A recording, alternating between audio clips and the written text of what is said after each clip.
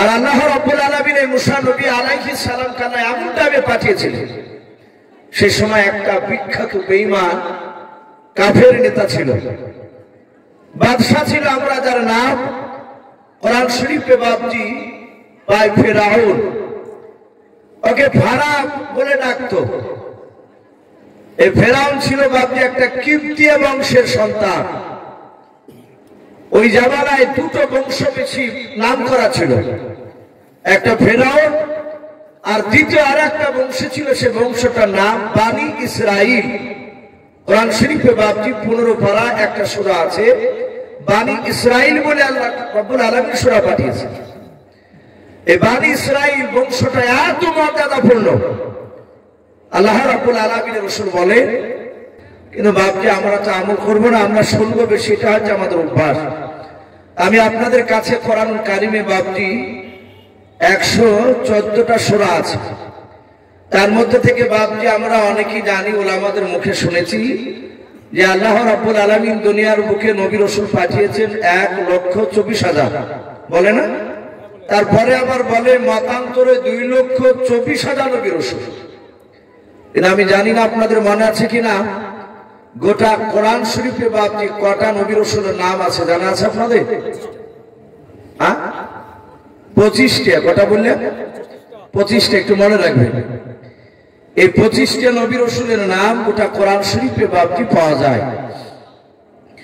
এই 25টা নবী রাসূলের মধ্যে সবচেয়ে বাপজি রাগীর নবী শুধু এই 25টা নয়, একদম আদম আলাইহিস সালাম থেকে নিয়ে আপনার আমার নবী রাসূলুল্লাহ সাল্লাল্লাহু তাআলা আলাইহি ওয়াসাল্লাম পর্যন্ত যত নবী রাসূল আল্লাহ পাঠিয়েছে, সব নবী রাসূলের মধ্যে থেকে বাপজি রাগী জিদাল নবী, সে নবীর নাম কি একটু জোরে বলুন? মুসা আলাইহিস সালাম। হযরতে মুসা আলাইহিস সালাম। আল্লাহ রাব্বুল আলামিনের রাসূল হাদিসের কিতাবে পাওয়া যায়, নবী মসজিদে নববীতে বয়ান করতে। যারা নবীর উপর ঈমান এনেছিল তারা নবীকে ছাড়া আর কিছু ভালো লাগতো না, নবীর কাছে তারা বসে বয়ান শুনতে।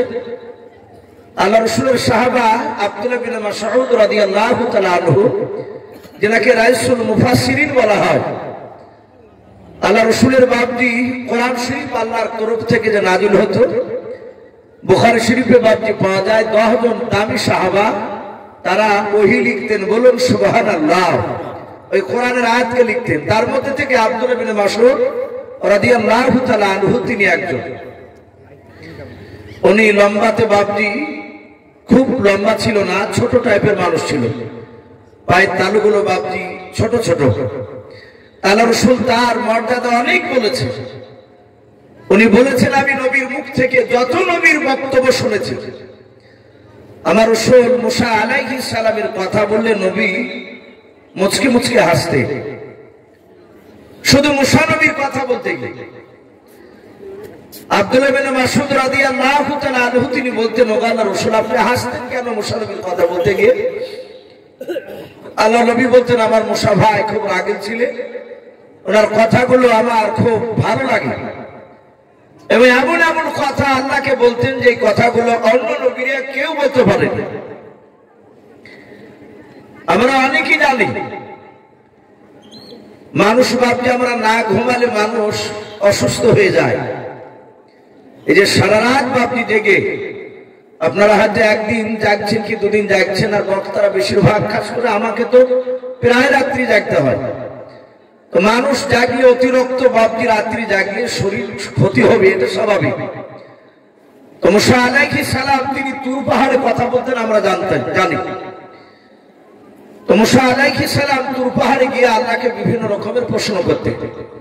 আল্লাহকে ডেকে বলছেন, আল্লাহ আমি তো ঘুমাই, আর তুমি রাতকে ঘুমানোর জন্য তুমি রাত্রিটা তুমি দিয়েছো, এটা তোমার বড় নিয়ামত। ওগো মাওলা, তুমি কি রাত্রি বেলায় কিংবা দিনে কোন সময় কি ঘুমাও না? আল্লাহ রাব্বুল আলামিন মুসা আলাইহিস সালামকে বলেন, মুসা আমি যদি ঘুমাই তাহলে গোটা পৃথিবীর নিজাম দারহাম হয়ে যাবে, আসমানগুলো ভেঙে চূর্ণ বিচূর্ণ হয়ে যাবে। আয় মুসা আমি ঘুমাই না।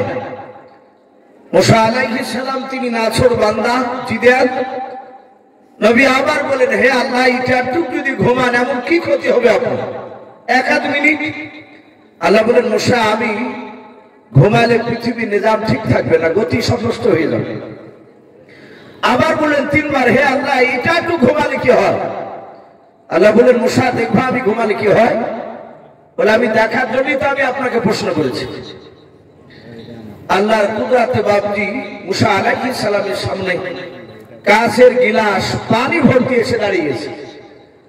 আল্লাহর শুধু মুখ দিয়ে কোন এতটুকু কথা হয়ে যান, আল্লাহর মুখ দিয়ে বাড়ি করতে যতটা দেরি হাজির হতে ততটা দেরি হয় না। বলুন আলহামদুলিল্লাহ। মুসা আলাইহিস সালাম তুর পাহাড়ে দাঁড়িয়ে সামনে দেখছেন কাঁচের গিলাস ভাসমান অবস্থায়। আল্লাহর নবী মুসা ডাক দিয়ে বলেন, ও আল্লাহ, এ তো কাঁচের গিলাস আমার সামনে দাঁড়িয়ে আছে। আমার আল্লাহ বলেন, মুসা, তুমি কাঁচের গিলাসটা তুমি ধরে নাও। আল্লাহর নবী মুসা কালিমুল্লাহ আলাইহিস সালাম ডান হাত দিয়ে কাঁচের গিলাসটা ধরে নিলেন। আমার আল্লাহ সঙ্গে সঙ্গে ঘুমকে ডাক দিয়ে বলেন, ঘুম, তুই আমার মুসাকে আঁকড়িয়ে ধর। আল্লাহ বললেন, মুসা, তুমি কাঁচের গিলাস ধরো। আর ওই সময় আল্লাহ ঘুমকে ডেকে বলেন, ঘুম, তুই আমার মুসা নবীকে ধর। যাহাতে মুসা নবী গিলাসটা বাপজি ধরেছে তার নিদ্রা হয়ে চলে এসেছে। তার বাপজি ঘুম যখন চলে এসেছে, মুসা নবী পয়গম্বর আলাইহিস সালামের চোখটা বাপজি বন্ধ হয়েছে। আর হাত থেকে কাঁচের গিলাস বাপজি পানি খচাক করে পড়ে গিয়েছে। মুসা নবীর ঘুম ভেঙে গেল। আল্লাহ ডেকে বলেন, মুসা, আমি তোমাকে যে গিলাস দিয়েছিলাম, গিলাসটা কই? তোমার হাতে তো দেখতে পাইলাম। মুসা নবী বলেন, আল্লাহ, বেয়াদবি হলে মাফ করে দিবেন মাওলা। আমি গিলাসটা ধরেছিলাম আর আমার ঘুম চলে এসেছিল মাওলা। কখন পড়ে গেছে আমি জানি না। গিলাসটা পাহাড় তুর পাহাড়ে চূর্ণ বিচূর্ণ হয়ে গিয়েছে। আল্লাহ বলেন, মুসা, এই সামান্য 1 সেকেন্ড ঘুম দিয়েছিলাম, এটি তোমার ধরার গিলাস হাত থেকে পড়ে গিয়েছে। মুসা, তুমি ঘুমালে যেমন কাজ ভেঙে গেছে, আমি আল্লাহ ঘুমালে এইভাবে কাজ ভাঙা করে গোটা পৃথিবী ভেঙে যাবে। আল্লাহর নবী মুসা বলেন, আল্লাহ, আমার ভুল হয়েছে, আমি বুঝতে পেরেছি, কেন তুমি ঘুমাও না? বাপজি মুসা আলাইহিস সালামের কিছু কথা আপনাদের সামনে বাপজি আলোচনা করব। আমরা বিরক্ত হব না ইনশাআল্লাহ। নবীদের কথা, সাহাবাদের কথা মহব্বতে শুনলে আল্লাহ রাব্বুল আলামিন নিশ্চয়ই বাপজি আমাদের আমলনামায় নেকি লিখবেন। বলুন আল্লাহুম্মা আমিন। মহব্বত থাকলে বাপজি নেকি পাওয়া যায়। আমার পরে আরেকজন বক্তা রয়েছেন, তিনিও নির্ধারিত টাইমে বাপজি এসে হাজির হবে। আমরা সকলেই জানি যে মুসা আলাইহিস সালামকে মহান রব্বুল আলামিন এমন টাইমে পাঠিয়েছেন। তো মুসা আলাইহিস সালাম, আল্লাহ বলছেন, আমি এক একটা নবীকে এক এক রকমের মেজাজ দিয়ে পাঠিয়েছি। আমরা জানি যে আপনার আমার নবী মুহাম্মদ রাসূলুল্লাহ সাল্লাল্লাহু তাআলা আলাইহি ওয়াসাল্লাম যখন এসেছিলেন, নবী এত নরম ছিলেন মেজাজে, আমার বিশ্ব নবীকে বেঈমানেরা মেরেছে। নবীজি তার হাতখানা ধরে বলেছেন, ভাই, তোমার হাতে বুঝি ব্যথা হয়েছে? তোমার হাতে লাগলো? নবীজি তার হাতে চুমা দিয়েছে। আর আল্লাহ রাব্বুল আলামিন এই মুসা নবী আলাইহিস সালাম কানা এমন টাইমে পাঠিয়েছিলেন। সেই সময় একটা বিখ্যাত বেঈমান কাফের নেতা ছিল, বাদশা ছিল, আমরা যার নাম কোরআন শরীফে বাপজি পাই ফেরাউন। ওকে ফারা বলে ডাকতো। এই ফেরাউন ছিল বাপজি একটা কিপ্তিয়া বংশের সন্তান। ওই জামানায় দুটো বংশ বেশি নাম করা ছিল, একটা ফেরাউন আর দ্বিতীয় আর একটা বংশ ছিল, সে বংশটার নাম বানি ইসরাইল। কোরআন শরীফে বাপজি 15 পারা একটা সূরা আছে, বানি ইসরাইল বলে আল্লাহ রাব্বুল আলামিন সূরা পাঠিয়েছেন। এই বানি ইসরাইল বংশটা এত মর্যাদাপূর্ণ, আল্লাহ রাব্বুল আলামিনের রাসূল বলেন 1,24,000 নবী রাসূলের মধ্যে থেকে মাত্র 6টা নবী রাসূল বাদ দিয়ে সব নবী রাসূল এই বনী ইসরাইল বংশ থেকে এসেছিল। বলুন সুবহানাল্লাহ। তাহলে বংশটা এত মর্যাদাপূর্ণ, আল্লাহ এই সূরাটা ওই বংশটা নাম সূরা হিসেবে আল্লাহ রাব্বুল আলামিন নাম দিয়ে দিয়েছে। তো ফেরাউন কিতাবে লিখেছে সে তরমুজ আগিয়ে বেড়াচ্ছে মাঠে, তরমুজ। ওই সময় মিশরের তরমুজের খুব চাষ হতো। সেই সময়কার যে বাপজি রাজনীতি, সেভাবে এরা দুজনাই, এই ফেরাউন আর ওর সাথে একটা বন্ধু ছিল, তার নাম ছিল বাপজি হামান। আমরা জানি না, তার মাথাতে চুল ছিল না জন্মগত। সে হামানটা এরা দুজনাই খুব বন্ধুত্ব। ফেরাউন ছিল শক্তিশালী, একটু গোয়ারিয়া টাইপের, আর এই হামান ছিল খুব ক্রিটিক্যাল বুদ্ধিজীবী সে, আর শয়তানি বুদ্ধি তার মাথাতে ভরা ছিল।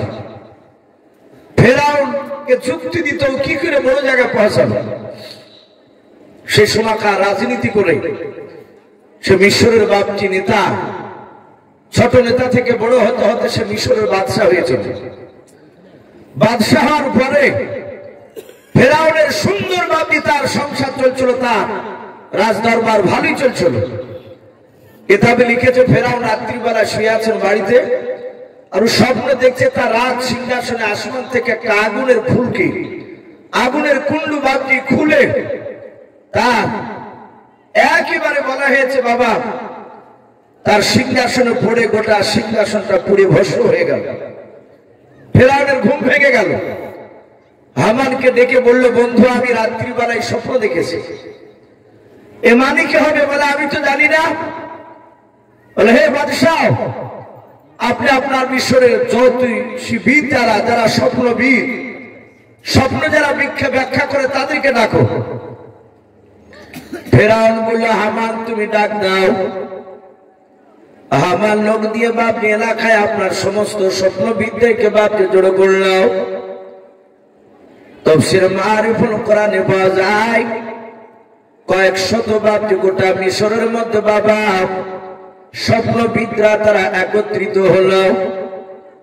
ফেরাউন স্বপ্নটা বাপটি সমস্ত লোকের সামনে যখন জোরে জোরে বয়ান করলো, ওই সময় সবচেয়ে যে বড় স্বপ্নবিদ, যে স্বপ্নের ব্যাখ্যা করতে পারত, ওই লোকটা ডাক দিয়ে বাদশাহ ফেরাউনকে বলেছিল, বাদশাহ আমি স্বপ্নের মানেটা করে দিতে পারি। বলে তাড়াতাড়ি বলাও।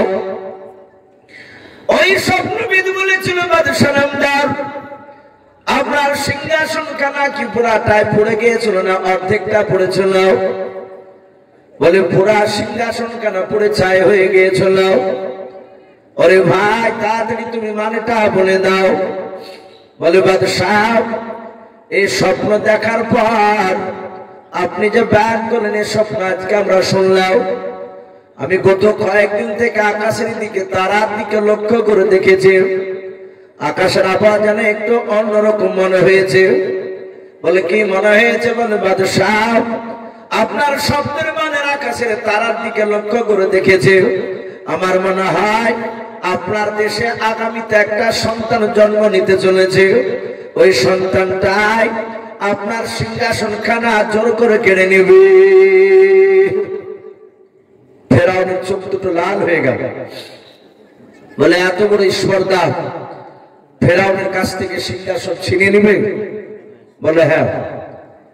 ফেরাউন বলল, এই স্বপ্নবিদ বলল সে বেটা ছেলে না মেয়ে ছেলে আসবে আমার সিংহাসন কাড়াতে?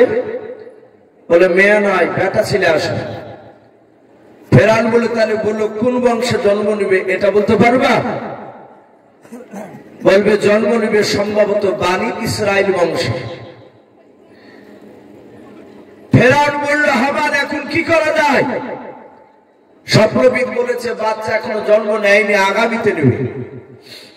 হামান বলল যে আগামীতে বানি ইসরাইল বংশে যত বেটা ছেলে আছে এদেরকে ছেড়ে দেন, যারা মায়ের পেটে আছে মায়ের পেট থেকে বেরোয়নি জন্ম নেবে সেসব বাচ্চা যদি বেটা ছেলে হয় তাদেরকে আপনি হত্যা করে ফেলুন, আপনি কতল করে দেন, তাহলে আপনার দুশ্মন শেষ হয়ে যাবে। ফেরাউন বলল কথা তো খুব যুক্তিসঙ্গত। ফেরাউন বলল, হামান তুমি তো আমার মন্ত্রী সব প্রচার করে দাও, আর প্রতিটা বানি ইসরায়েলের বিবাহিতা যারা নারী, ওইসব বাড়িতে আমার বংশের লোক, কিপ্তীয় বংশের লোক ছাড়া বানি ইসরায়েলকে বিশ্বাস করা যাবে না। আমার বংশে যত বেটা ছেলে আছে সবাইকে ডেকে এক একটা বাড়িতে প্রতিদিন 3 বেলা করে তার বাড়ির ওই মেয়েটার, যে মেয়েটার পেটে বাচ্চা আছে, তার পেটটা ইনকোয়ারি করে আসবে, চেক করে আসবে সে বাচ্চা জন্ম দিয়েছে কিনা। যদি জন্ম দেয় তাহলে বাড়িতে লুকিয়ে রাখলেও সে বাচ্চা যদি মাটির তলেও যদি থাকে, তাকে তুলে নিয়ে এসে তাকে জিন্দা হত্যা করবা তার মায়ের সামনে। ফেরাউন বাপজি তার বংশের লোককে দায়িত্ব দিয়ে দিল, সবাই যায় বানি ইসরায়েলের বাড়িতে। প্রতিটা বাপজি যে সব ছেলেদের বিয়ে হয়েছে ওই সব বাড়িতে বাপজি আপনার পরীক্ষা করা চলে যায়। ওদের কাজই হচ্ছে ওটাই। ফেরাউনের বাপজি কয়েকটা দল বাপজি সেভাবে কাজে নিযুক্ত করে রেখেছিল। কিতাবে লিখেছে তারা 2 বছর বাপজি বাচ্চা হত্যা করলো।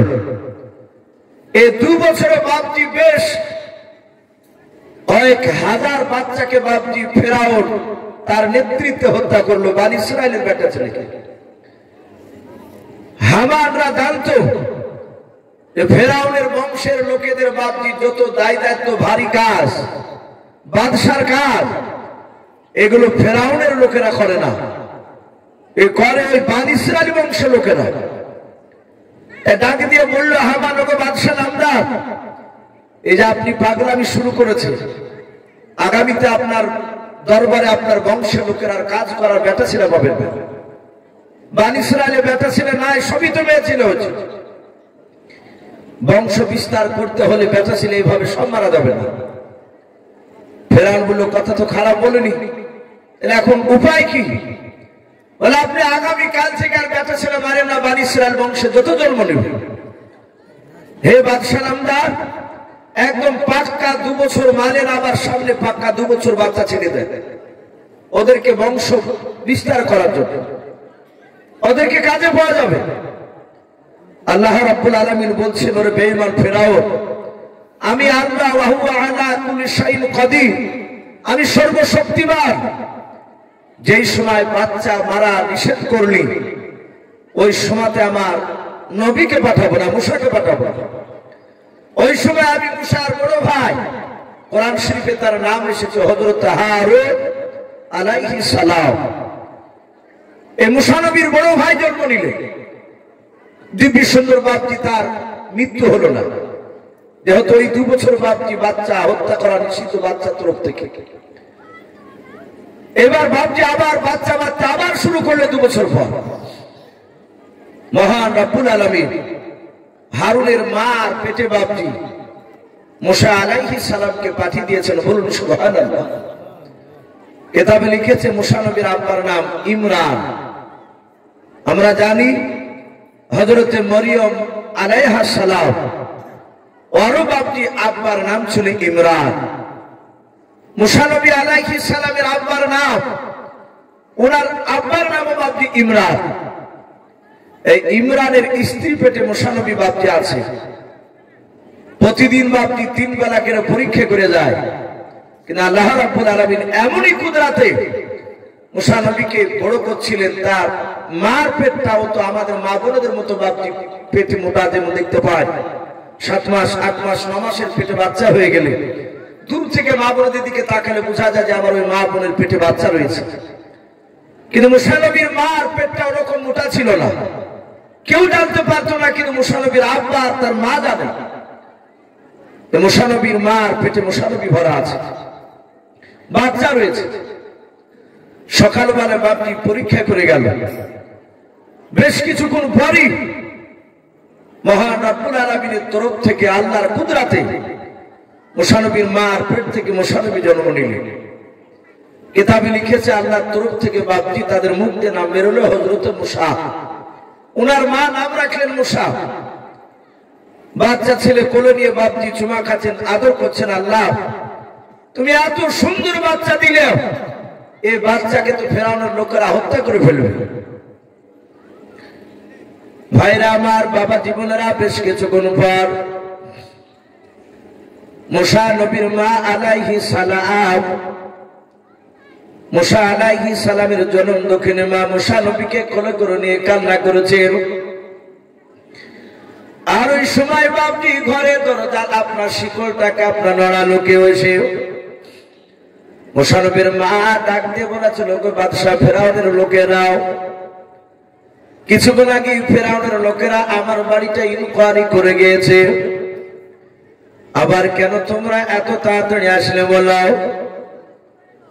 ওই দরজার আড়াল থেকে বাহির থেকে বাবা যে ব্যক্তি শিকল বাপজি আপনার হিলিয়েছিল নাড়া দিয়েছিল, ওই ব্যক্তিরা ফেরাউনের বাপজন মানুষেরা নাম, উনি একজন মুসাফির হালাতে তিনি দাঁড়িয়েছিলেন। আল্লাহর সম্রাট জিবরিল আলাইহিস সালাম ঘাড়ে বাবা একটা ব্যাগ ঝুলে নিয়েছিল। মুসা নবী বাপজি মা কোলে করে নিয়ে মুসা নবীকে দাঁড়িয়ে আছে, দরজা খুলেন নাই। আর শিকুলির বাপজি বাহির থেকে দরজার বাহির থেকে বলেছিল, ওগো মুসা নবীর মা, আমি ফেরাউনের লোক নয়, আমি একজন মুসাফির। দরজা বাপজি খুলে দিলাম। বলে কে গো বাবা? মুসা নবীর মা ডাক দিয়ে বলো, বাবা তুমি কেউ? জিবরিল আলাইহিস সালাম বলেন, মা আপনি আমাকে চিনতে পারবেন না, আমি আল্লাহর মেহমান।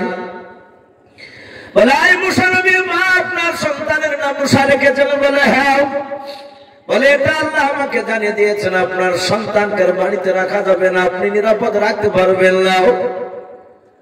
বলে কে তুমি? বলে আমি আপনার ছেলের বন্ধু, আমি সম্রাট জিবরিল আলাইহিস সালাম। বলে কেন আমার দরবারে এসেছো বলো। বলে মুসা নবীর মা, আপনি ছোট্ট তাড়াহুড়া করে আপনি একটা বাক্স তৈরি করে ফেললেন, ডালা বিশিষ্ট বাক্সখানা। ওই বাক্সের ভিতরে আপনার সন্তানকে ভরে দেওয়ার পর ওই যে নীল দরিয়ায় অথাও পানি আছে, পানি দেখতে পাচ্ছেন, স্রোত বইছে। বলে হ্যাঁ। ওই নদীতে আপনার সন্তান সহ বাক্সখানা আপনি ছেড়ে দেন গাও। মুসা নবীর মা কাদার বলেন, ওগো আল্লাহর বান্দা, কে তোমাকে আমি চিনতে পারি না, তুমি যে মেহমান বললে। বলে হ্যাঁ।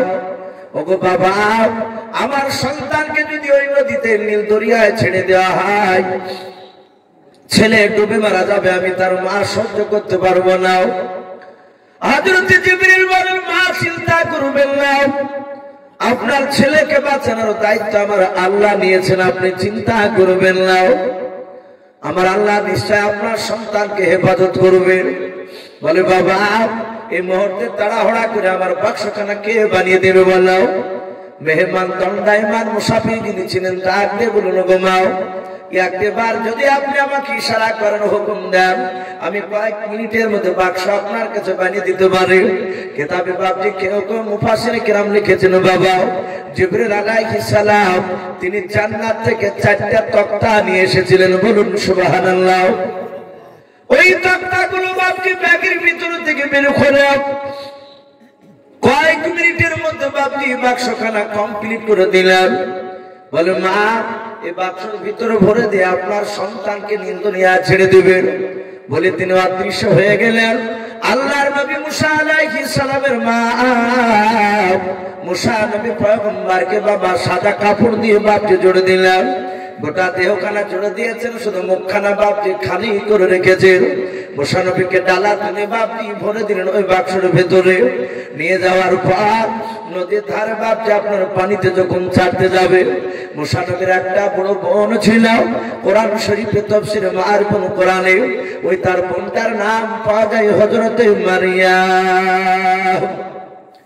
ওই মারিয়ামকে ডাক দিয়ে বলেছিল, রে বেটি, তোমার 8 বছর বয়স? বলে হ্যাঁ মা, আমার 8 বছর বয়স। কি হয়েছে বলো। বলে বেটি মারিয়াম, তোমার ভাই ছোট ভাই মুসাকে নীল দরিয়াতে আমি বাক্সের ভেতরে ভরেছি, এখনই পানিতে ছেড়ে দিব। ওরে বেটি, জানি না বাক্স কত দূর যাওয়ার পর পানিতে ডুবে যাবে না ভেসে যাবে। ওরে আমার মা, তুমি একটু নদীর অপর দিয়ে এমন ভাবে আর চোখে চোখে তুমি তাকাবা, এমন ভাবে যাবা ফেরাউনের কোন লোক যেন জানতে না পারে তুমি বাক্সর দিকে ফলো করতে করতে যাচ্ছ। বলে মা,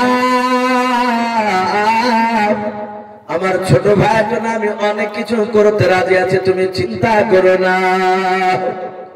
এলাকায় বাপজি দেখতে পাওয়া যায়, ভাইদের চেয়ে বাপজি বোনেরা ভাইদেরকে খুব বেশি ভালোবাসে। আর সেই বোন বাপজি বড় হওয়ার পরে বাপ মা মরে গেলে বাপজি সেই বোন দুশ্মন হয়ে যায়। বাপের জমি অংশ মোতাবেক বাপজি দিতে খুব কষ্ট হয় ভাই, অথচ এই ভাইকে বাপজি বড় বোনেরা কত কষ্ট করে মানুষ করে। হযরত মরিয়ম কাঁদছেন, বলে মা আমি ভাইয়ের জন্য আমি অনেক অভিনয় করতে পারবো, আমি ওই দূর দিয়ে যাবো আর লক্ষ্য করে যাবো, কেউ বুঝতে পারবে না। 8 বছর বয়স মুসানবীর বনে নীল দরিয়াতে ছেড়ে দিলেন, স্রোতে ভাসতে ভাসতে চলে যাচ্ছে, অনেক দূর চলে গেল, বাক্স ডুবলো না। হযরত মরিয়ম বলেছিল, মা আমি সন্ধ্যা পর্যন্ত দেখবো বাক্স কোথায় যায়। সকালবেলায় বাপটি ছেড়ে দিয়েছে, দুপুর পর্যন্ত বাক্স ভাসতে ভাসতে গিয়ে কোন কোন মুফাসসিরিনেরা লিখেছেন একটু দুপুর গড়েছিল, সূর্যের তাপটা বাপটি একটু হালকা হয়েছিল। ওই সময় দেখছে মরিয়ম মুসানবীর বোন, ফেরাউনের বাপটি 70 খানা বাড়ি ছিল, তার মধ্যে থেকে একটা ঘর এই নীল দরিয়ার ধারে ছিল। মাঝে মাঝে তার বিশ্ব সুন্দরী, সেই সময় তার অর্ধাঙ্গিনী বিবি হযরতে আসিয়া বলে নাম ছিল, তিনি আল্লাহওয়ালী ছিলেন। সেই সময় মুসা নবীর আগেকার যে নবী ছিলেন সেই নবীর উপর ঈমান এনেছিলেন। এই আসিয়া তার স্বামীর কার্যকলাপকে সে পছন্দ করত না, কিন্তু উপায় নাই, যেহেতু তার স্বামী যেগুলো মানার মতো সেগুলো মানত, আর যেগুলো মানার মতো না সেগুলো ডাইরেক্ট অস্বীকার করত, ভয় করত না। ফেরাউন তার চেহারা দেখে বাপজি অনেক সময় কিছু বলতো না প্রথমে, তাই মাঝে মাঝে বাপজি ওই নীল দরিয়ার ওই বাড়িতে মাঝে মাঝে বিলাসিতা করার জন্য, প্রেম বিনিময় করার জন্য বাপজি তারা স্বামী স্ত্রী দুজনায় যেত, যেহেতু তার বাচ্চা হয়নি। হযরতে আসিয়া বসে আছেন, ফেরাউন বসে আছে। ফেরাউন বেশ উঁচা চড়া, একটু বেশ উপযুক্ত, একদম ভালো মোটা সে মানুষ ছিল। হযরতে আসিয়া হঠাৎ করে নদীর দিকে তাকিয়ে দেখলে বাক্সখানা বাপজি মাঝখানে দাঁড়িয়ে গিয়ে ওই ঘরের কিনারায় এসে লেগে গেল। মরিয়ম একটু দূরে চলে গিয়ে আর চোখে চোখে তাকাচ্ছেন, বলে মাওলা এ আমার ভাইকে এই শয়তান বাদশাহ কবল থেকে বাঁচানোর জন্যই তো আমার মা আমার ভাইকে নদীতে ছেড়ে দিয়েছে। আবার এই বাক্স ভাসতে ভাসতে গিয়ে ভাইয়ের বাক্সখানা ফেরাউনের ঘরের কিনারায় গিয়ে লেগে গেল। আসিয়া বলেছিল প্রাণের স্বামী, ওই দেখেন এত সুন্দর একটা বাক্সখানা দেখতে পাওয়া যায়, দেখুন আমাদের ঘরের একেবারে কিনারায় লেগে গিয়েছে। ফেরাউন ডাক দিয়ে বলেছিল, বিবি আসিয়া ও বাক্স জানি না নোংরা থাকতে পারে, এর চেয়ে দামি বাক্স তোমাকে বানিয়ে দেব। আসিয়া বলেছিল প্রাণের স্বামী শুনে নাও, আমার মনে হয় এত সুন্দর বাক্স পৃথিবীতে প্রথম দেখলাম। ফেরাউন ডাক দিয়ে বলেছিল, বিবি তুমি ওই বাক্সটার কথা ভুলে যাও।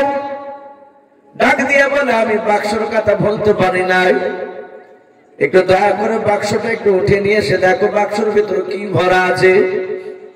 ওপরে এত সুন্দর, না জানি ভিতরে কি ভরা আছে। ফেরাউন ধরতে যায়, আল্লাহর কুদরাতে বাপজি ফেরাউনের স্পর্শ প্রথমে হলো না বাক্সের উপরে। মাঝ নদীতে মনে হচ্ছে তলা দিয়ে দড়ি দিয়ে কেউ যেন টেনে নিয়ে চলে যাচ্ছে। আবার ফেরাউন ডাক দিয়ে বলে, ওরে বিবি আসিয়া কি ব্যাপার, বাক্স গভীর পানির দিকে কেন চলে গেল? আমি তো সাঁতার কাটতে জানি না।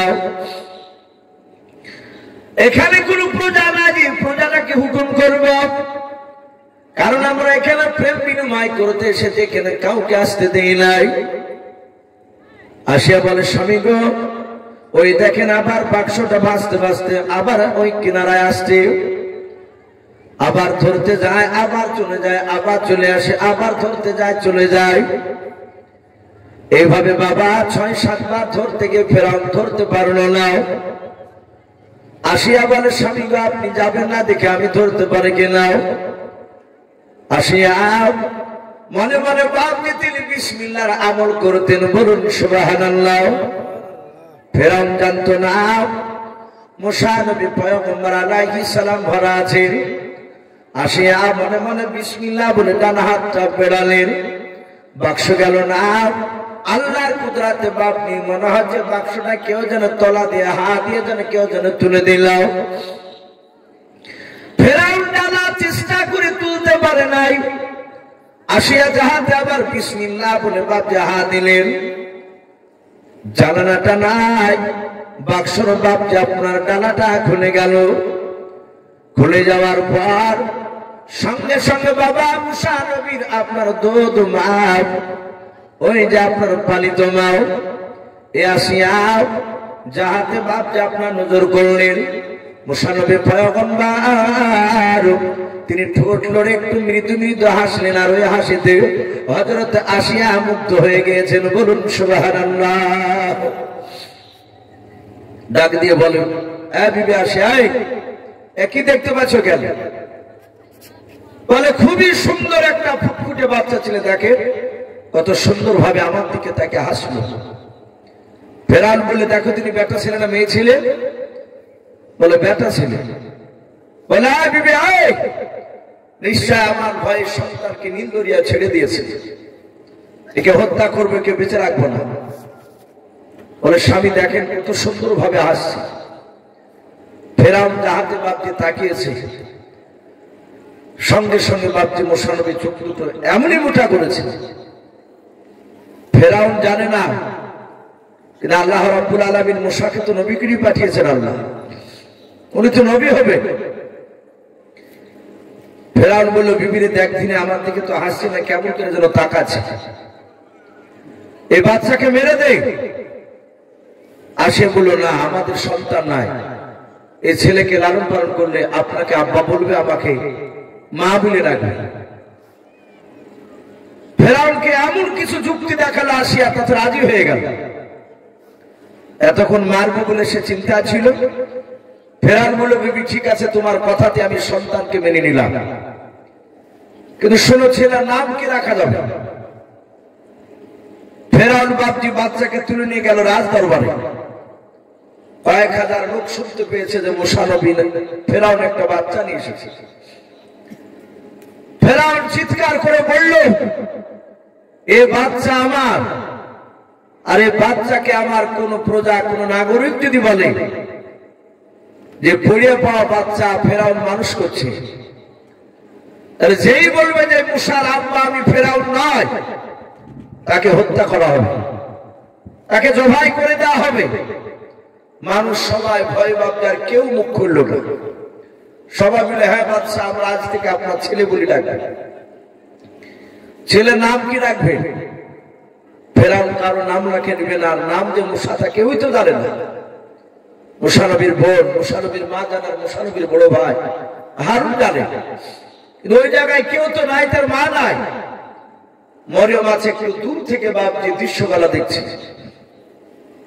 আল্লাহ রাব্বুল আলামিন আসিয়ার মুখে বাপ ওই মুসা নবীর নামটা বের করে দিলেন, বলুন সুবহানাল্লাহ। বলেন ছেলের নাম মুসা রাখলে কেমন হয়? ফেরাউন বলে খুব সুন্দর নাম, এই মুসা নাম আমি পছন্দ করলাম। ফেরাউন চিৎকার করে নাম ঘোষণা করে দিল। ফেরাউন বলল, বিবি আসিয়া তোমার তো স্তর থেকে দুধ বেরোবে না, যেহেতু তুমি বাচ্চা জন্ম দিতে পারবে না।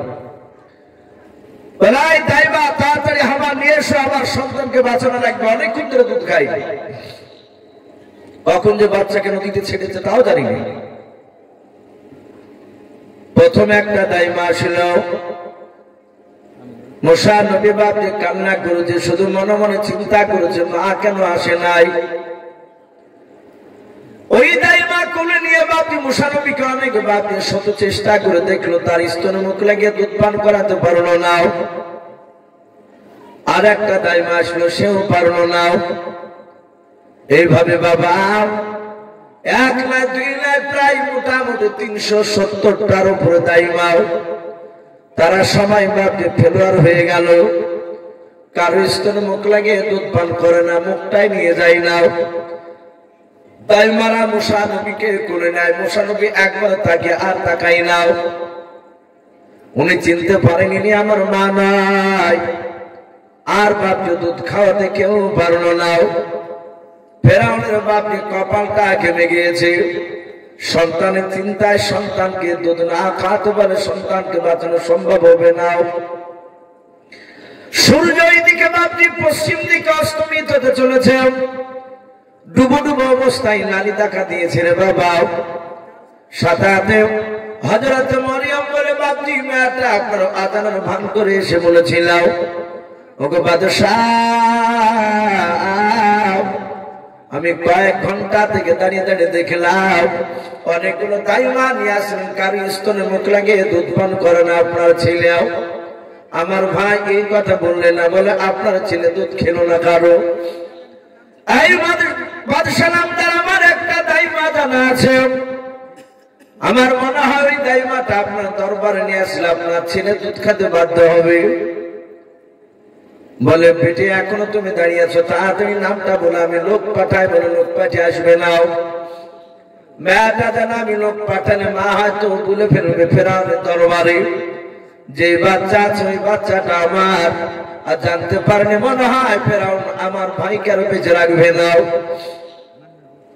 ডাক দিয়ে বললো বাদশাহ আপনি কাউকে পাঠানো লাগবে না, আমি যে ডেকে নিয়ে আসবো। মুসা নবীর মা বাড়ি থেকে দরজার গুলিতে বাপজে যায় আর বারবার রাস্তার দিকে চেয়ে থাকে, আমার মরিয়ম কি খবর করকে নিয়ে আসবে, না জানি এমন কি খবর আমাকে এসে শোনাবে। যদি বলে মা আমার ভাই পানিতে ডুবে গিয়েছে, আমার ছেলে আর বাজবে না, জানি না কি খবর নিয়ে আসে।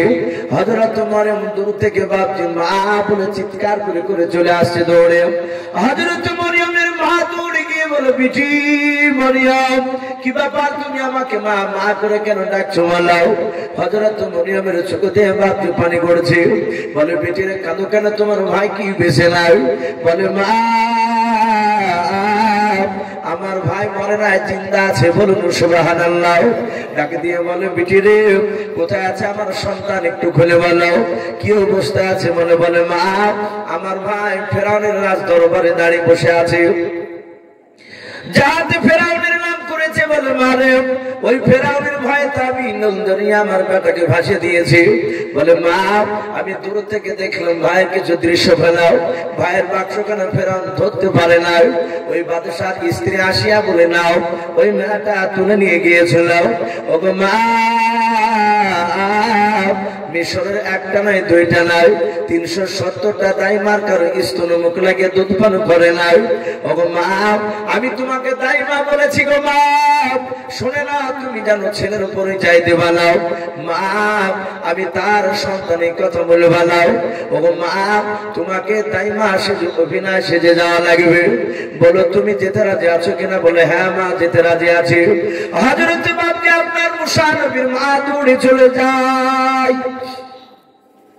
সূর্য বাপজি পশ্চিম দিকে একেবারে ডুবে গেল। ওই সময় মুসা নবীর মা বাপজি আপনার পৌঁছে গেল। পৌঁছে যাওয়ার পর জাহাজের বাদশাকে ডাক দিয়ে বলেছে বাদশাহ নামদার আমি সেই মহিলা দাইমা, এই মেয়েটা যে আমার বিষয়ে আপনার কাছে যে আলোচনা করেছি। ওকে বাদশাহ ওই আপনার সন্তানকে নিয়ে আসুন, আমার মনে হয় আমি কোলে নিলে আপনার ছেলে আমার দুধ পান করবে। যাতে মুসা নবীর মার গলার বাপ জাহাজটা পেয়েছেন রে বাবা।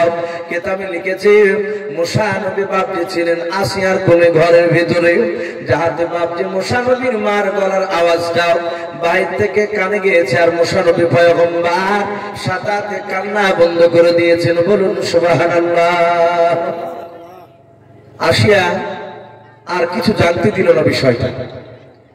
যাহাতে বাপজি মুসা নবীর মার কোলে দিয়েছেন, মুসা নবী অমনি তার মা স্তনের দিকে নিয়ে গেছেন আর মুখ লাগিয়ে দুধ খেতে শুরু করেছে। বাচ্চা চুপে গেল, কান্নার করে না। মুসা নবীর মা বলেন বাদশাহ আমার আর এখানে থাকা যাবে না। বলে কেন? বলে আমার বাড়ি একাই, আমাকে যেতে হবে। আর দেখেন এই মেয়েটা আমি মানুষ করবো, একাই বাড়িতে থাকতে পারবেন না। আমার বাড়িতে কয়েকটা ছাগল গরু আছে, ওদেরকে খাওয়াতে হবে। ডাক দিয়ে বলল এই তুমি যদি এখন চলে যাও তাহলে সারা রাত ছেলে কাঁদলে ছেলেকে কে খেতে দিবে? বলে আমি তা বলতে পারবো না, আপনার বাড়িতে তোমার থাকা যাবে না। ডাক দিয়ে বললো অসুবিধা নাই, যতদিন তোমার স্তনে মুখ লেগে দুধ পান করবে আমার সন্তান, আমার ছেলের খাতিরে সম্মানে তোমার বাড়ির সবাই ছাগল গরু যা আছে সব আমার রাজ দরবারে খাবার খাবে। বলুন সুবহানাল্লাহ। ফেরাউন মুঠি টের পেল না তার দুশমন বাপ যে তার বাড়িতে দামি দামি রাজকীয় খাবার খাচ্ছে। শুধু একাই নয়, তার বাপ মা ভাই বোন তার বাড়ির ছাগলগুলো বাপি সেটা খাবার খেতে বাদশাহ, আর তাদেরকে পরিশ্রম করতে হয় না। বাদশাহ নামদার মুসা নবীকে বাপজি তার স্ত্রী ফেরাউনে 4-5 দিন পর কে বলেছেন 3 দিন কের দিন।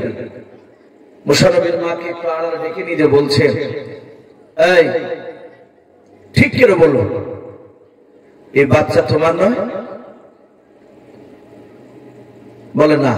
বলে ঠিক করে বলো, আমি জানি যেদিন এসে তুমি ডাক দিয়েছিলে সেদিন তোমার আওয়াজ শুনে আমার সন্তান কান্না বন্ধ করে দিয়েছে, সেদিন থেকে আজ পর্যন্ত আর কাঁদে না। বলে হ্যাঁ আসিয়া বলে বাচ্চা হচ্ছে আমার, এই কথা কাউকে বলো না। বলে আমি কাউকে বলবো না। তোমার ছেলে যেদিন বাক্সখানে আমার স্বামী ধরতে পারলো না, আমি তুলে নিয়ে আসি, তাকালাম মুচকে মুচকে হাসছি, সেদিনই বুঝতে পেরেছি এই সন্তান আমার স্বামীকে ধ্বংস করবে। আমি ওটাই চাই, এত বড় বেঈমান আমার স্বামী পৃথিবীতে বেঁচে থাকার অধিকার রাখে না, এ আল্লাহর শুকরিয়া আদায় করে না। আমরা দুজনাই আমার তোমার সন্তানকে নিজের ছেলের মতো মানুষ করবো। ভাবছি আস্তে আস্তে মুসা নবী আলাইহিস সালাম বড় হতে লাগলেন, একটু হামাগুড়ি দিয়েছে, হামাগুড়ি দিতে শিখেছে। ফেরাউনের বড্ড মনের তামান্না, মনের আশা গোটা মিশরের মধ্যে ভাবছি সে খোদা দাবি করবে, আল্লাহ হবে। ফেরাউন হামানকে ডাক দিয়ে বলল, হামান আমার একটা বড় মনের তামান্না, আমি খোদা দাবি করতে চাই, বলো এটা করলে কেমন হয়? ডাক দিয়ে বলল, বাদশাহ একটা পাগলামির সীমা আছে, আমি নাহি তোমাকে বাদশাহ খোদা বলে মানব। ফেরাউন হামান জানে যে ফেরাউনের বাইরে গেলে বিপদ আছে, ওকে খুশি করার লেগে ভাবছি 3 কে 4 বলে বসে থাকতো খাবা। ফেরাউন যদি বলতো 3 কে 4 তো ও বলতে চায়। ডাক দিয়ে বললো, আমি নাহি আপনাকে মানবো, কিন্তু লোকে তো মানবে না। আপনি রাজ দরবারে আপনি জিজ্ঞাসা করবেন, প্রজাদের অনুমতি নেন, তারা আপনাকে খোদা বলে মানে কিনা। বাদশাহ বলে কথা তো খারাপ বলনি, চলো আজই রাজ দরবারে গিয়ে আমি প্রচার করবো। ফেরাউন বলে, মিশরের লোকেরা আমি তোমাদের বাদশাহ। বলে হ্যাঁ আপনি আমাদের বড় বাদশাহ। বলে আমার অসুবিধা, বলো তোমাদের কারো অসুবিধা হয় আমাকে বাদশাহ বলে মানতে বলে না। ও জানে যে বলে যে আমি মানি না তাকে হত্যা করবে। সঙ্গে সঙ্গে বললো, আমি তোমাদের কাছে খোদা দাবি করতে চাই, আল্লাহ দাবি করতে চাই, বলো তোমরা আমাকে মানবে কিনা। হাজার হাজার প্রজার মধ্যে থেকে বাবা কিছু বাপ যে হক বাদে আপনার মানুষরা ছিল, তারা ডাক দিয়ে বলেছিল, বাদশাহ নামদার সবাই খোদা বলে মানতে পারে, কিন্তু আমরা কিছু মানুষ আপনাকে খোদা বলে মানব না। বলে কেন মানবা না? বলে মানার আগে একটা কাজ দেখাতে হবে, একটা শর্ত আছে। বলে কি শর্ত বলাও? বলে এই বাদশাহ ওই দেখেন সামনে একটা বড় সাগর। বলে হ্যাঁ ওটা নীল দরিয়ার পানি নাই রে বাবা, ওটা নীল দরিয়া ছাড়া আর একটা ছোট নদী ছিল। বলে ওই সাগরের পানি শুনে নাও, আমরা যদি তোমাকে বলি বাদশাহ পানিটা তুমি শুকিয়ে দাও, আর ওই সময় তুমি নদীতে হুকুম করবা, নদীর পানি যদি শুকে যায়, আবার কিছুক্ষণ পর আমরা বলবো বাদশাহ ওই নদীতে পানিতে তুমি ভরপুর করে দাও, পানি নিয়ে এসে দাও। তুমি আবার হুকুম করে যদি তুমি শুকনো নদীতে যদি পানি নিয়ে এসে দিতে পারো, তাহলে জানবো তুমি আমাদের খোদা। আগামীকাল যদি তুমি এটা পরশুদিন তোমাকে আমরা খোদা বলে মেনে নেব। ফেরাউন দেখলো এটা যদি না করতে পারি তাহলে তোমার নেবে নাও। ডাক দিয়ে বলল, আমি রাজি আছি, আগামীকালকে এই নদীর পানিটা শুকিয়ে দিয়ে আবার ভরে দেখে নেব। কিন্তু যারা দেখতে চাইছো, যদি আমি নদীতে পানি যদি ভরিয়ে দিয়ে শুকিয়ে যদি দিই, তাহলে তাদেরকে আমি হত্যা করব, জবাই করে দেব। লোকেরা ভাবছে আমার ভাই থরথর করে কাঁপতে লাগলে তুমি মেরে দিবে আমাদেরকে। বলাই লোকেরা আজকে চলে যায়, আগামীকালকে আমি বৈকাল বেলায় না জোহরের সময় দুপুর বেলা আমি পানিটা শুকিয়ে দেখাবো। আমি তোমাদের কাছে সবাইকে নিয়ে যাব। সবাই মিলে ভাবছে আপনার রাজ দরবারে আছে। যাওয়ার আগে বললো বাদশাহ নামদার, ও প্রজারা শুনে নাও, আজকে সন্ধ্যা লেগে গেল, সূর্য ডুবে যাওয়ার পর সকালবেলা সূর্য উদিত হওয়া পর্যন্ত, সূর্য ওঠা পর্যন্ত এই সারা রাতের মধ্যে আমার মিশরের মধ্যে কোন মানুষ বাড়ি থেকে বেরোবে না। ঘর থেকে যদি রাত্রিবেলায় যারা বেরোবে তাদেরকে হত্যা করা হয়ে যাবে। হামান প্রচার করে দিল, সবাই ভয়ে ভাবছে বাড়িতে ঢুকে গেল, কেউ বেরোতে পারবে না। বাদশাহ নামদার রাত্রি 8টার দিকে ভাবছে আপনার বেশ অন্ধকার, ঘুটঘুটে রাত্রি হয়েছে। ওই সময় বাদশাহ ফেরাউন ডাকতে বলে, হামান রে, তোমাকে বাড়িতে থাকতে হবে, বাইরে বেরোতে পারবে না। হামান বলল, আমি বেরোবো না। হামানকে ফেরাউন বাড়িতে নিয়ে গিয়ে ঘরে বলে দিয়ে বাহির থেকে তালা মেরে দিলাম। ফেরাউন বলল, সকালবেলায় এসে তোমার ঘরের তালা আমি খুলে দেব। সবাই ভাবছে আপনার বাড়িতে থেকে গেল, কেউ বেরোয় না। গভীর রাত্রিবেলায় বাবা ফেরাউন বেরিয়ে দেখছে ডান দিকে বাম দিকে কিছুটা তাকাতাকি করে দেখলো, একটা মানুষও ভাবছে আনাগোনা শুনতে পাওয়া যায় না। ফেরাউন বুঝতে পেরেছে আর একটা লোক বেরোয়নি, সবাই ভয়ে বাড়িতে আছে। বেঈমান ফেরাউন ওই রাত্রিবেলায়, গভীর রাত্রিবেলায় নীল দরিয়ার দিকে ভাবতে চলে গেল। ফেরাউন দিনের বেলা একটা গর্ত গুহা থেকে এসেছিল নীল দরিয়ায়। ওই নীল দরিয়ার গুহার ভিতরে গিয়ে বাবা ফেরাউন একাই ভাবছে, সিজদায় পড়ে আল্লাহর কাছে কেঁদেছিল। বলুন সুবহানাল্লাহ। ফেরাউন কাদার বলে, আল্লাহ, ও মাওলা, আমি জানি তুমি ওয়া আলা কুল্লি শাইইন কাদির, তুমি সর্বশক্তিমান। ও মাওলা, তোমার ইশারা ছাড়া গাছের পাতা পর্যন্ত নড়ে না। ও আল্লাহ, এটা আমার মনের তামান্না, মনের বাসনা। ও মাওলা, আমি দুনিয়ার বুকে খোদা দাবি করতে চাই, তাই তুমি আমাকে এই আগামী কালকে পর্যন্ত, সন্ধ্যা পর্যন্ত আমাকে দুটো তুমি আমাকে শক্তি দিয়ে দাও। একবার যাতে বলবো পানিটা শুকিয়ে দাও, আর তুমি আল্লাহ চট করে নদীর পানিটা শুকিয়ে দেবাও। আবার যাতে বলবো আল্লাহ পানি নিয়ে এসে ভরপুর করে দাও, আবার তুমি পানি নিয়ে এসে ভরপুর করে দেবাও। ওগো মাওলা, এই দুটো কথা যদি তুমি আমাকে শক্তি দাও, তাহলে আমি খোদা হতে পারবো না। খোদা বলে কেউ মানবে না। মালিক রে, খোদা দাবি করা এটা অন্যায়, এটা ভালো জানি। তুমি দুনিয়ার বুকে যা শাস্তি দিবা তা নাই, তুমি কবরে গিয়ে যা শাস্তি দিবা তা আমি মাথা পেতে মেনে নেব, আমি কিছু বলবো না। ওগো আল্লাহ, তোমার যা ইচ্ছা তাই করে তুমি শাস্তি দেবা, কিন্তু দুনিয়াতে একটু আমাকে বাদশাহ খোদা হতে তুমি আমাকে একটু হুকুম দিয়ে দাও। ওই নদীর পানি তুমি আমার হুকুম, আমার তাবে করে দাও। ফেরাউন বাপজি আল্লাহর কাছে সিজদায় পড়ে পড়ে কাঁদছিল। সঙ্গে সঙ্গে বাবা একটা মানুষ রূপ ধরে এসে বাবা হযরত জিবরিল আলাইহিস সালাম। ফেরাউন সিজদায় পড়ে কাঁদেন। ফেরাউন এটা জানতো আমার আল্লাহ পৃথিবীর সব ইবাদতের চেয়ে বাবা মাথা নত করা সিজদা যখন আল্লাহকে করে, আমার আল্লাহ বলে আমি বড্ড খুশি হয়ে যাই। বলুন সুবহানাল্লাহ। মাটিতে মাথা দিয়ে যখন সিজদা করে আল্লাহ দরবারে, তখন আল্লাহ বলে আমি আমার রহমতের যশ ডুব দিয়ে দিই। যে সিজদায় পড়ে কাঁদে আমি তার জীবনের গুনাহ সব মাফ করে দিয়ে তার দোয়া কবুল করে নিই। ফেরাউন এটা জানতো, তাই ফেরাউন বাপজি সিজদায় পড়ে কাঁদছে আল্লাহর কাছে। পিছা যাহাতে হাত দিয়েছে আর পিছাই কেড়ে আই কে পেছন থেকে তাকে দেখছে একটা অপরিচিত মানুষ। বলে তুই জানিস নি আমি বলি নাই যে বাড়ি থেকে বেরোলে হত্যা করা হবে? বলে বাদশাহ আমি আপনার প্রজা নয়, আমি ভিন দেশের মুসাফির। বলুন সুবহানাল্লাহ। আদৌ তো সে মুসাফির, ওর দেশের প্রজা নয়। ডাক দিয়ে বলল আমি যেখানে সেজদায় করছি তো লোকে জানি নিবে, তুই জানি নিবি? বলে আমি আপনি আর আল্লাহ ছাড়া কেউ জানে না। হে বাদশাহ আমি একটা প্রশ্নের উত্তর জানতে এসেছি। বলে কি? তাড়া করে বলছে, তাড়াতাড়ি করে বল।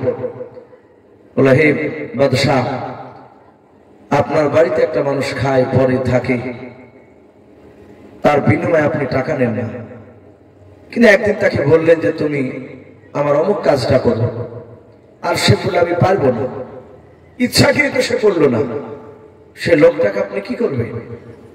ফেরাউন বলে ভাই এই সামান্য এটা জানতে এসেছো? তুমি জানো না? বলে না। আমারই খাবে, আমার বাড়িতে থাকবে, আমারই পড়বে পোশাক, আর আমি কাজ হুকুম করবার কাজ করবে না। আমার মন বলে তাকে নিয়ে এসে নদীতে পানিতে ডুবে ডুবে মারবে। জিবরিল আলাইহিস সালাম পকেট থেকে একটা কাগজ কলম বের করে বললেন বাদশাহ একটু সই করে দিন। সাথে হাতে বাবজি সিগনেচার সই করে দিলেন। ও জানতে পারলো না যে সম্রাট জিবরিল আলাইহিস সালাম বাবজি এ নিয়ে চলে গেল সই করে। সম্মানিত ভাইরা আমার, বাবা জীবনেরা, ফেরাউন সকালবেলায় বাবজি আপনার এসে রাজ দরবারে বলে কারা নীল দরিয়ার পানি শুকানো দেখতে চাও? চলো, কিনা আমি শুকিয়ে দিব আবার ভরে দিব, যারা দেখতে চেয়েছে তাদেরকে হত্যা করব। ফেরাউন এটা মনে মনে ভাবছে যদি পানি যদি না শুকায়, আল্লাহ যদি সে ক্ষমতা আমাকে না দেয়, ও তো সেজদায় পড়ে কেঁদেছে। ওদিক আসে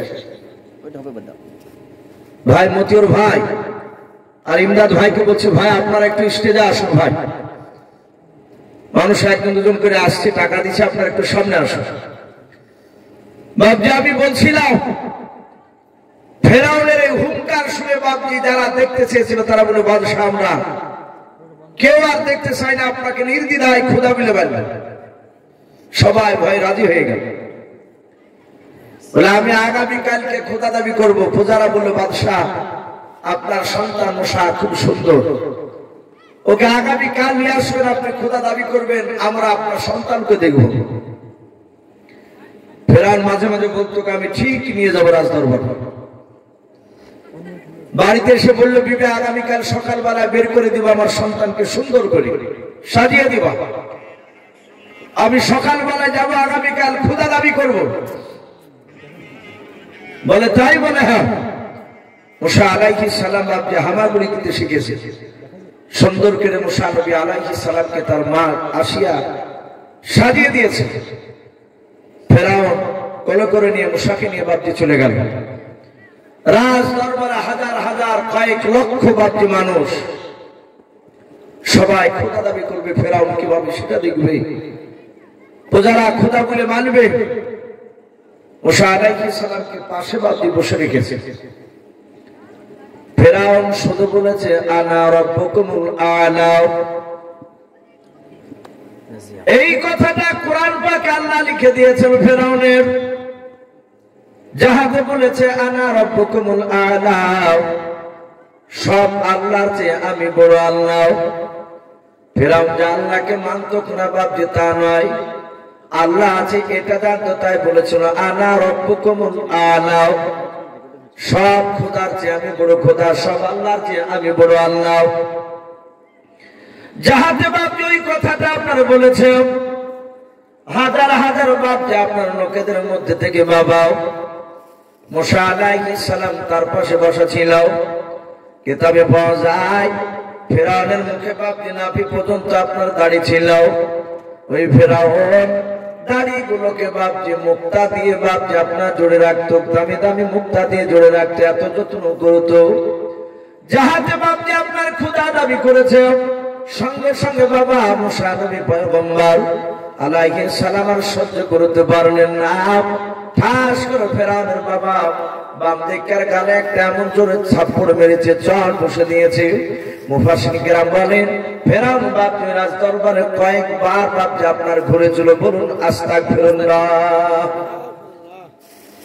দেখবেন বাপজি মানুষের চুল হাগা হয় মুরগি, অনেক সময় এক একটা মুরগি বেঁচে যায়, ঠোর হারা হয়ে যায়। আমাদের দিকে বলে ঠোর হারা আর জ্ঞান থাকে না, পপকেরে ঘুরে খাবার খেতে দিলে এক ঠোকা মেরে 4-5 বার ঘুরে। ফেরাউন এইভাবে কয়েকবার ঘোরার পর বলল সর্বনাশ, একে জবাই কর। লোকে সবাই অবাক যে খোদা দাবি করলো আর ওয়ারি ছিল, ওকে চড়বালো। আবার জল্লাদেরকে ফেরাউন সাথে হাতে বলছে কে জবাই করে দেবে। অমনি দুটো ছেলে দৌড়ে গিয়ে বললো হে বাদশাহ, স্ত্রী আসিয়া, হে রানীমা, আপনার সন্তান মুসাকে মনে হয় এতগুলো হত্যা করে ফেললো। বলে কেন? বলে আপনার স্বামীকে চড় মেরেছে। কারণ ফেরাউন মাথাকে এইভাবে বাপটি ধরে আছে। আপনারা জানেন যে নমরুদ বিলে বাপটি একটা বাদশা ছিল, গোটা পৃথিবীতে সেও আল্লাহ দাবি করেছে। হযরত ইব্রাহিম নবী আলাইহিস সালামের জামানায় একটা ন্যাংরা মশা বাপটি তার নাকের ভিতর দিকে মাথার মগজে বাসা বেঁধেছে, ওকে কামড়াতো। সে সময় মিশরে নমরুদ যে দেশের বাদশা ছিল, সব বাপটি তার কবিরাজ ডাক্তার সব বাপটি ওষুধ ফেল সারে না। লাস্টে তার একটা বাপটি পূজা করলো বাদশাহ, ওই লোকটার হ্যান্ডিক্যাপ, ওর জুতিয়াটা একটু ব্যাকা টাইপের পা, তো জুতিয়াটা তো রুশিয়ে থাকে না, তো ওই হ্যান্ডিক্যাপ লোকটার পায়ের জুতিয়ে দিয়ে দুবারই মারান দিনি। এই জাহাজে মারান দিনি বলেছে। আর বাদশা বলে আয় বেয়াদব, তুই আর জুতিয়া মারতে বলে আমার মাথায়। সাথে হাতে লোকটাকে বাপজি জবাই করে ফেললো নমরুদ। কিন্তু এই যন্ত্রণা বাপজি কবে না। লাস্টে তখন বললো কিছু লোক, বাদশাহ সব দাওয়াই তো দিয়ে দেখলেন, সব ওষুধ দিয়ে কোনো কাজ হয়েছে না, তো লোকটা তো বারবার করে বলেছিল ন্যাংরা পায়ে জুতিয়ে দিয়ে মারতে, তোকে তো জবাই করে ফেলেছে, একটু দেখেন না কমে কিনা। বাদশাহ দেখলো, তাই তো মানুষ বিপদে যখন পড়ে বা আগে দেখেন মানুষের শিউলি হতো, এখনো হয়। তো কিছু লোক, জানি না আপনাদেরকে সব কথা ছিল কিনা, একটা লোক বলতো যে শিউলি ভালো হলে, যে সাদা সাদা বলে না যে শিউলি গেল, শিউলি বলেন তো নাকি, তখন বলতো যে লম্পর তেমনি করে হাত ধরতে হবে, কিংবা লম্পর যে হারিকেনে সব কালি থাকতো কাছে, ওই কালিকে নিয়ে মুখে মাখে ঘুরে বেড়াইতে হবে, তবেই কমবে। মানুষ বাপটি ভাবতে মনে ভালো হবে, অনেক ভালো ভালো ছেলে মেয়ে বাপটি কালি মাখে ঘুরে বেড়াইতে হবে, কিন্তু কমতো না। মানুষ বিপদে পড়লে যা বলবে তাই শুনবে। লাস্টে ফেরাউন নমরুদ দেখলে তার উপায় নাই, বলে জুতিতে মারছিনি, এই জাহাতে বাপটি মারিয়েছে একবারই, তো যন্ত্রণা একটু হালকা কমেছে, আবার মারিয়েছে আর একটু কমেছে, এভাবে মারতে মারতে মারতে মারতে মারতে মারতে যখন বাপটি একবারই মারিয়েছে আর যন্ত্রণা কমে গেছে। বলুন আলহামদুলিল্লাহ। এই যে বাপটি আপনার এই নমরুদকে মারতে লাগলো শীতের বাড়ি 101 বাড়ি, এটি হলো বাপটি তার ওষুধ। কিন্তু সবসময় কামড়াতো না মশা, ঠিক একবারে যাহাতে মজমাতে বক্তব্য দিত, লোক জমে যেত, আর কুটুস করে ওকে তার ঢুকতে হতো, একটা ঢুকাইতে আছে ভিতরে, মগজে কামড়ি দিত, কারণ বাপটির পাশে জুতিয়ে দাঁড়িয়ে থাকতো, কখন উঠবে ঠিক নাই। আবার 101 বাড়ি মারত, তখন থামত। লাস্টে মারতে মারতে মারতে বাপটি সেদিন এমন জোরে বেশি বাড়িয়েছে, ফটাম করে বাপটি মাথা চাঁদি ফাটিয়ে দেখছে ফুরুত করে ন্যাংরা মশা চলে গেল। নমরুদের নয়, ফেরাউনের এমনই বাপটি মাথায় যন্ত্রণা, আসি এসে বাচ্চাকে কেড়ে নিয়েছে। মুশারফের মাও চলে এসে কাঁদছে, ডাক দিয়ে বলল, হে বাদশাহ নামদার, আমার সন্তান অবুঝ বাচ্চা ছেলে মহব্বত করে মারিয়েছে তোমাকে। বলে বিবি, মহব্বতের মান্য। আল্লাহ নবী বলেছে, এক একটা নবীর শরীরে আল্লাহ রাব্বুল আলামিন দুনিয়ার 4000 যুবকের শক্তি দান করেছেন। বলবো সুবহানাল্লাহ। এক একটা নবী দেহতে দুই হাতে, দুনিয়ার 4000 যুবক আমার মনে হয় 4000 যুবক যদি বাপজি একত্রিত হয়ে এই একাতলা বাড়িকে যদি বাপজি সেরকম ক্যাপাসিটিকে যদি বাইরে ঘাড়ে তুলে দিত, টাইনি তুলে ফেলবে। তাহলে এত শক্তি মহান রব্বুল আলামিন নবীতে দিয়েছিলেন। মুসা নবীর মা বলে, বিবিরে আমার মনে হচ্ছে গোটা পৃথিবী আমি অন্ধকার দেখছি, ঝাপসা হচ্ছে চোখে। লাস্টে তাকে পরীক্ষায় ফেলা হয়েছে। বাপজি আপনারা সকলেই জানেন এটা মাদ্রাসা জালসা। ওগো মাহবুব, আপনাদের কাছে মাওলানা মতিউর ভাই আর হয়তো কমিটির মানুষ হতে যাচ্ছে, আপনারা যে যা পারবেন 10 টাকা, 50 টাকা, 100 টাকা, 200 টাকা, যে যা পারবেন মা গভীর রাত্রিবেলা একটু দানের হাতটা একটু বাড়াবেন ইনশাআল্লাহ। মাওলানা মতিউর রহমান ভাই যাচ্ছেন আপনাদের কাছে, আপনারা যে যা পারবেন ইনশাআল্লাহ। যেহেতু শেষ পর্যন্ত আমরা এই মাদ্রাসায় দান দিয়ে যাবো, বলুন ইনশাআল্লাহ। বাপজি রাত্রি অনেক হয়ে গেছে, প্রায় 1টা বাজতে চললো। আমার পরে আরেকজন ভালো বক্তা রয়েছে বাপজি, ওনাকেও যদি 10টা লোক যদি সামনে না পায় তাহলে ওনারও বাপজি কথা শুনতে ভালো লাগবে না, আর বেচারা কষ্ট পাবে। উনিও বলছিলেন যে ভাই আপনার পরে আর লোক আমি পাবো না, যেহেতু রাত্রি অনেক হয়ে যাচ্ছে।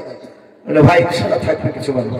তো বাপজি আমি আপনাদের কাছে বেশিক্ষণ কষ্ট দিব না, প্রায় মিনিট 15 বাপজি আমি একটু দেখতে চাই, যদি কেউ শেষের বেলায়, অনেকেই দিয়েছেন আলহামদুলিল্লাহ মারফত ভাইয়ের হাতে, যদি শেষের বেলায় বাপজি তার শেষ ভালো তার সব ভালো, বেশি নয় 500 খান করে টাকা বাপ কাছে না থাকলে একটু ওয়াদা করবেন, 500 খান করে টাকা 10টা লোক যদি দেন ইনশাআল্লাহ, জি অনেক টাকা হয়ে যাবে।